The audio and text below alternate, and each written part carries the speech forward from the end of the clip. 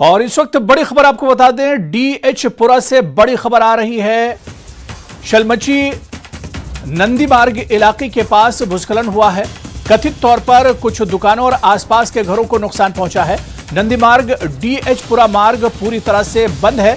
लोगों को इससे दुश्वारियां भी पेश आ रही हैं। तो नंदी मार्ग डीएचपुरा में भूस्खलन हुआ है, लोगों को असुविधा हो रही है, कई की चपेट में आई है।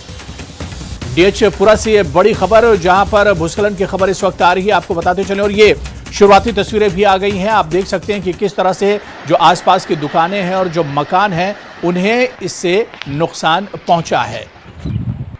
शलमची नंदी मार्ग इलाके का ये पूरा मामला है, जहां पर दुकानों और आसपास के घरों को भी इससे नुकसान पहुंचा है।